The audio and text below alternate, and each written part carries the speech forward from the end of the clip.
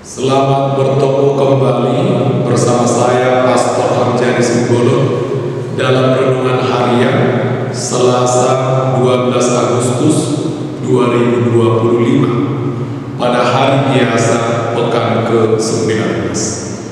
Injil yang akan kita renungkan pada hari ini diambil dari Injil Matius bab 18 ayat 1 sampai 5, dilanjutkan dengan ayat 10 dan ayat 12 hingga 14. Mari kita dengarkan.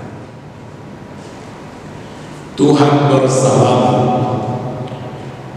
Inilah Injil Yesus Kristus menurut Matius.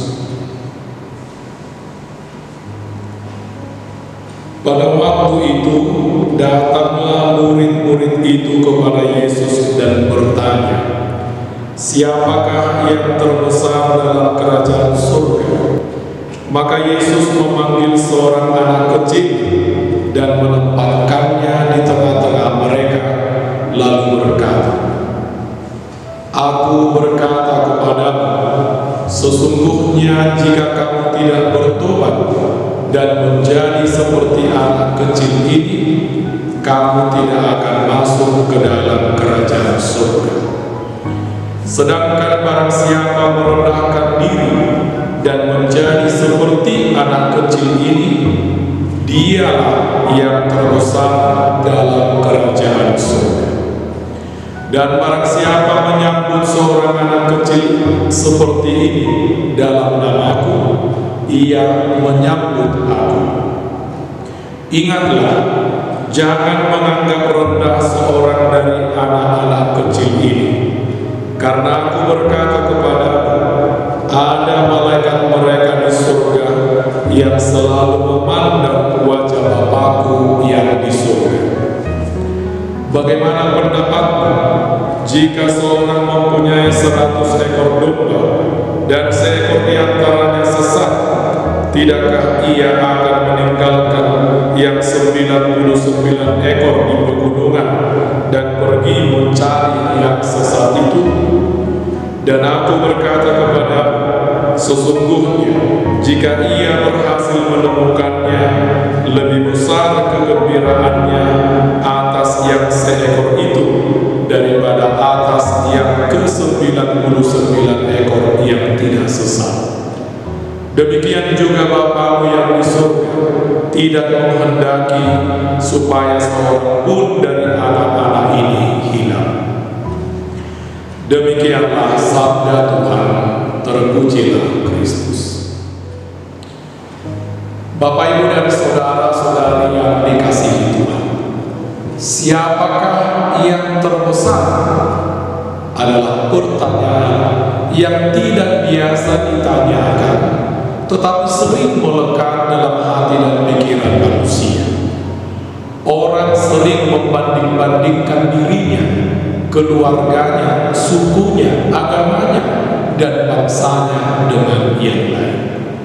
Orang selalu ingin menjadi yang lebih besar dan hebat bila dibandingkan dengan yang lain. Bapak, Ibu, dan saudara-saudari yang dikasihi Tuhan, pertanyaan siapakah yang terbesar juga disampaikan oleh para murid Yesus kepada gurunya, yakni Yesus sendiri. Yesus tidak menyebutkan siapa yang terbesar, tetapi memberikan cara agar kelak menjadi yang terbesar, yakni dengan bertobat dan menjadi seperti anak kecil. Selain itu juga merendahkan diri dan menjadi seperti anak kecil, menyambut seorang anak, dan jangan menganggap rendah seorang dari anak-anak kecil. Pada akhir Injil Yesus berkata, Bapakmu yang di surga tidak menghendaki supaya seorang pun dari anak-anak ini hilang.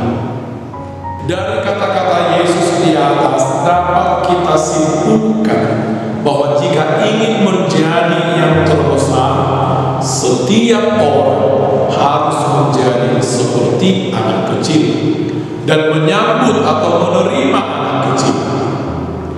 Apa yang dimaksud oleh Yesus dengan anak kecil?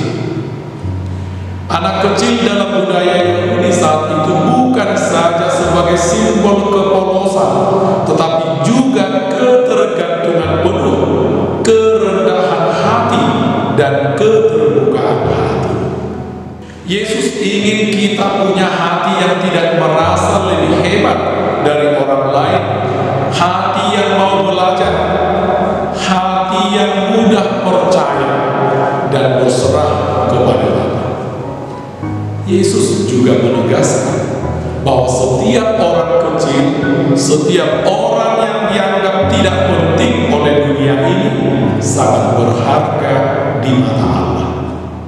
Bahkan satu orang yang sesat pun dicari oleh Allah, seperti gembala yang meninggalkan 99 ekor domba untuk mencari satu ekor domba yang hilang.